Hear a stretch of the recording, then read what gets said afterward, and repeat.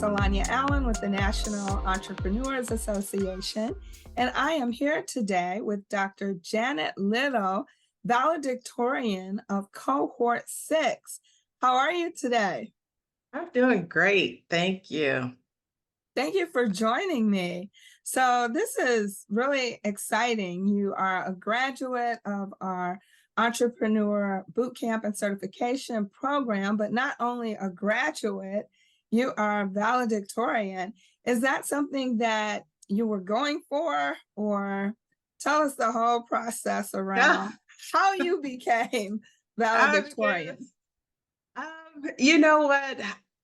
I did have a vision of completing at the top, and it's not because of perfectionism or anything else, but I think just my journey over the last couple of years, I set in my mind that I needed a win, and I wanted to win. And it had nothing to do with competing with anybody else, but it was competing with the person within me to remind me of who I'm capable of being. And this program did just that. Awesome.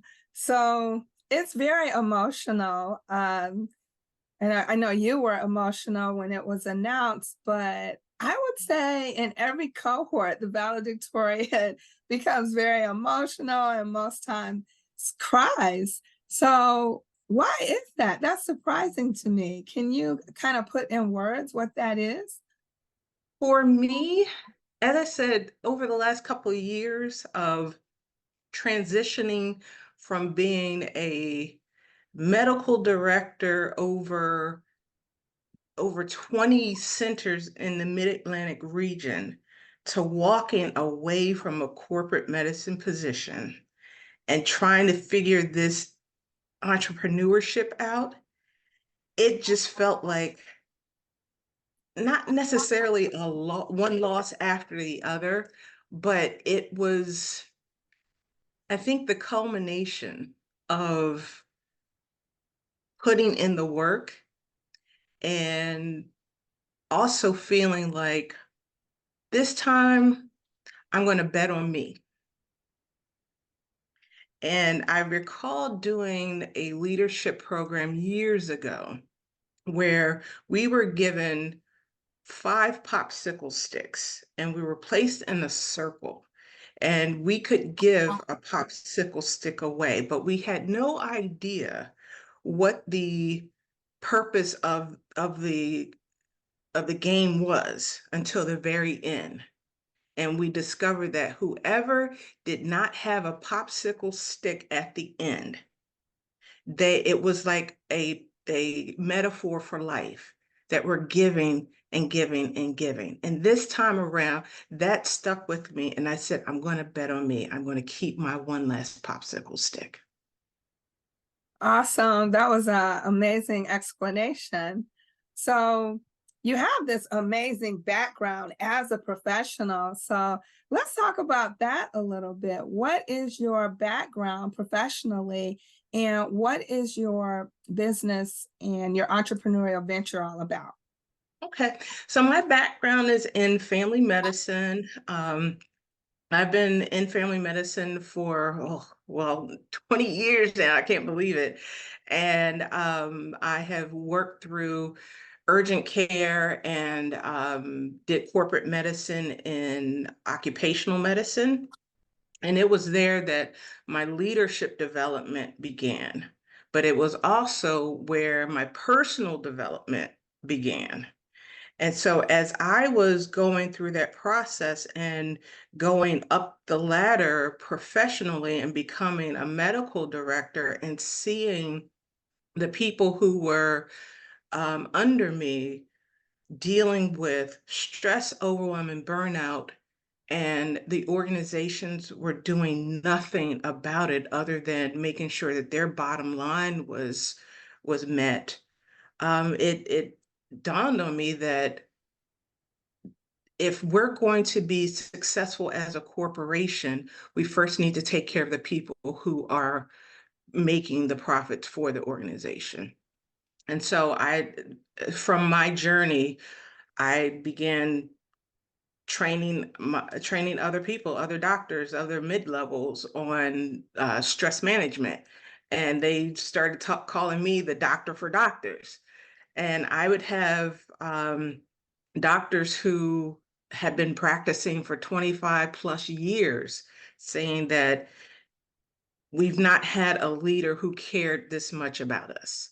And so that then led to me walking away and creating a coaching practice where I help healthcare professionals dealing with stress, overwhelm, and burnout to create a life of peace and prosperity without having to sacrifice their well-being and their peace. Wow, what an incredible story and journey. What stood out for me is you're a doctor for doctors. That should be your tagline. That is awesome. Doctor for doctors. And I like that your business developed out of what you saw as a need or a solution to a problem. And I think those are the best kinds of business ventures because you're not just doing it for money, you're doing it Right, because you're filling a need and it's something that you're passionate about. right, right. Awesome. So good for you. So Thank you. with regard to the boot camp, what was your process? Because it is a challenging program for a lot of people. And I mentioned at the top of the boot camp, 25% don't make it to the end. Some drop out along the way because it's more than what they expected. And then some can't get through the certification exam. So, what was your process in digesting all that information? Um, for me, I think it was having had many things coming in trying to build a business, but not having a true foundation. So when I signed up for the boot camp, and saw the agenda, it felt like everything was pieced together in such a way that it was digestible. I could take it all in. And the one thing that I think is important is that it wasn't free. And one thing that my coaches have taught me is that when you pay or when you invest, you pay attention. And so that was my guiding light of, if I'm going to pay for this, I'm going to pay attention, and I'm going to get out of it as much as I can, because it's no longer about me. This business is not about me as much as I want to make it about me. It started out about me, but now it's about who can I help. And if I'm going to be in courses like this, I'm going to get out as much as I can. Awesome. How is entrepreneurship different from your corporate job? I want to get back to that because I heard what you said and I love it. So it's an entirely different animal, but I'd love to It hear you is. articulate that. It is. I can remember starting off in medicine and how difficult it was, but there was a blueprint. It's like, okay, you have to take this course, you have to do these clinicals, you have to do residency, and then you can call yourself a doctor. But with entrepreneurship, it's like, here you go. There Yeah, is there is no blueprint out there, because it's your baby to create. And the thing about, I think one of the other differences from medicine and from entrepreneurship is a level of creativity that I thought I lost, because everything was so cookie cutter. Yeah, there's some deviations that you can do, but with entrepreneurship, it requires a level of creativity that I thought I had lost. So Mhm. it's almost like a baby learning how to walk again, how Yes. learning how to walk. That's exactly how I feel with entrepreneurship, because I'm like, I don't know if this is for me. Maybe I should go look for another. Let's go back to corporate. No. Yeah, and that's a common reaction. I think a job, like especially corporate, is very structured, and Hmm. entrepreneurship has no structure. Like Hmm. one day you may think, okay, today I'm going to do invoicing, and you get a phone call and you're like, well, I guess I'm doing something else today because there's an Right. immediate need or a fire that needs to be put out. Hmm. So I think a lot of entrepreneurs like that though. They're creatives and they like that there's not a lot of structure and every day is new. Every day is exciting. Hmm. So there's a Hmm. different way of looking at There's a that. transition to that. There is a Yeah. transition to that, because when you're used to waking up at a certain time and being at a certain place, and Yes. then, like you said, without having the structures, like, okay, what do I do now? Yeah. And there's no school really you can go to, like medical school, that's gonna walk Right, you through it and hold your hand. So right. I want to know what was one of your biggest takeaways from the boot camp as far as a specific module or just Mm. the experience in general? Um, I'll start big. So the experience in general for me was eye-opening. It was what I needed at the time. And so I definitely encourage anybody else looking to go into entrepreneurship to definitely consider NEA's bootcamp. But more specifically, which drew me in even more, was start the way you started off and the way you ended with module 1 of mindset. Mhm. So what's the next step for Dr. Janet Little now that you've completed this boot camp? So next step, while the momentum is still there, definitely in the process of getting more visibility. And I think that was one of my biggest fears of, how do I do this? How do I get myself out there? But it really is about visibility, and I think one of the or a couple of the modules that we went through, in terms of how do we get visibility, and making sure we're on the right platforms, making sure we are out there posting, but then also with our last module of networking.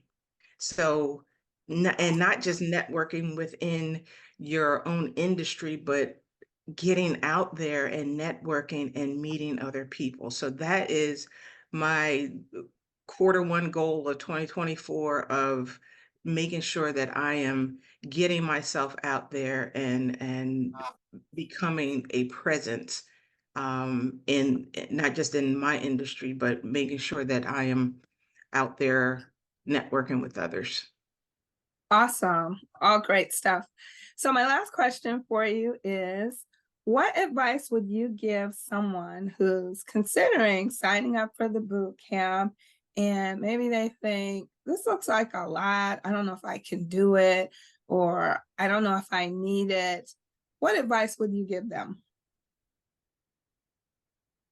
Hopefully there's no trademark infringement, but I'd say just do it. I learned that in class. Yes. But no, I would say to anybody who is considering NEA's boot camp, just do it. It is 9 weeks that is an investment in your business and in your personal growth. That's all I can say, is just do it. Yeah, and that's enough. Sometimes you just have to jump off the cliff without thinking about it and Mhm, believe that the net will mhm. appear, and it will. Yeah, and the people in our cohort, I see myself continuing with those friendships.